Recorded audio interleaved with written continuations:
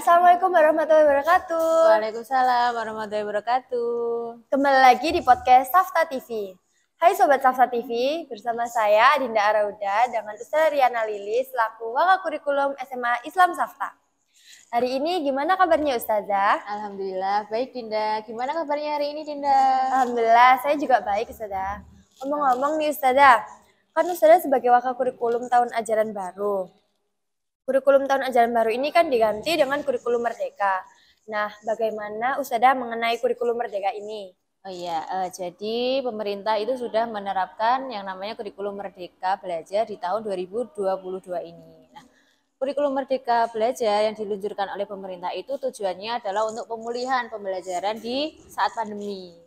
Jadi ada 3 penerapan kurikulum merdeka yang ditetapkan oleh pemerintah. Yang pertama ada mandiri belajar, kemudian mandiri berubah, dan ada yang namanya mandiri berbagi. Nah, di SMA Safta ini itu kita menerapkan yang namanya mandiri berubah. Jadi kita sudah menerapkan kurikulum merdeka namun dengan perangkat pembelajaran yang sudah disediakan oleh pemerintah. Nah, di sekolah kita itu penerapan kurikulum merdeka itu hanya di kelas 10. Untuk kelas 11 dan kelas 12 itu tetap menggunakan kurikulum 13. Berarti masih sama ya usia?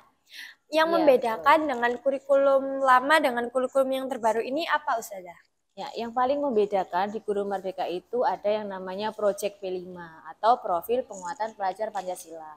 Jadi pada dasarnya profil pelajar Pancasila ini itu adalah membentuk siswa atau pelajar yang memiliki karakter atau nilai-nilai sesuai dengan Pancasila. Ada 6 elemen, jadi ada 6 elemen karakter pelajar Pancasila. Yang pertama itu adalah beriman dan bertakwa kepada Tuhan Yang Maha Esa, berkebinekaan global, mandiri, kreatif, kemudian berpikir kritis.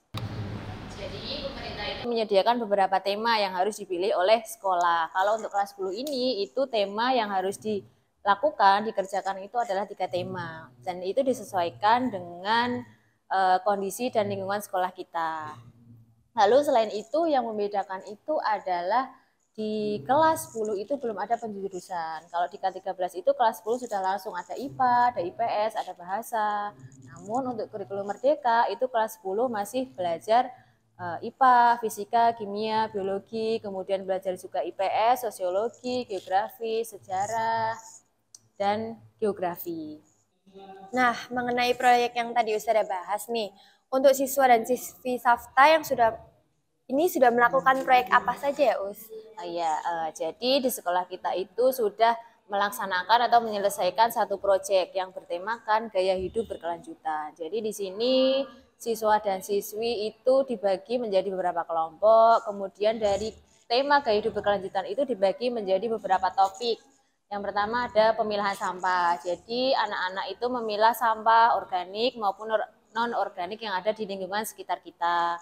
Kemudian pengolahan sampah. Pengolahan sampah itu ada pengolahan sampah organik, jadi anak-anak membuat kompos. Kemudian untuk non-organik itu anak-anak membuat kerajinan. Kemudian kerajinan itu ada dari kaleng, botol, ataupun plastik bekas yang ada di lingkungan sekitar kita. Nah, kemudian kita juga memanfaatkan fasilitas yang ada di sekolah kita yaitu greenhouse. Jadi anak-anak ke greenhouse untuk melakukan budidaya. Budidaya apa saja? Ada budidaya hidroponik, itu ada pokcoy atau sawi, kemudian ada beberapa budidaya tanaman hias, kemudian ada beberapa budidaya tanaman produktif. Nah, di akhir proyek itu anak-anak mempresentasikan dan memamerkan produk mereka.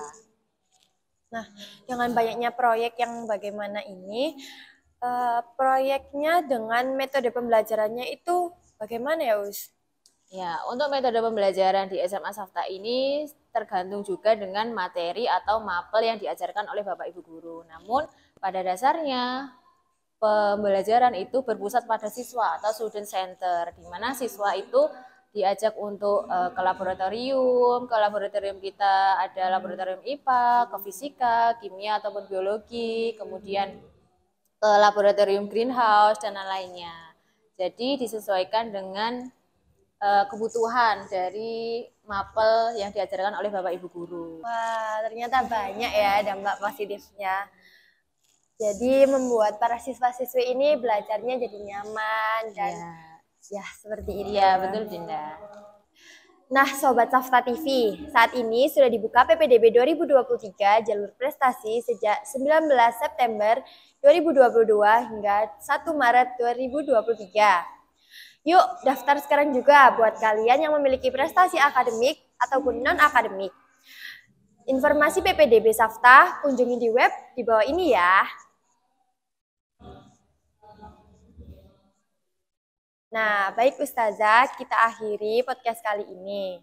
Saya Adinda Arauda pamit undur diri bersama Ustazah Riana. Wassalamualaikum warahmatullahi wabarakatuh. Jangan lupa like, comment, share, and subscribe ya teman-teman. Dadah.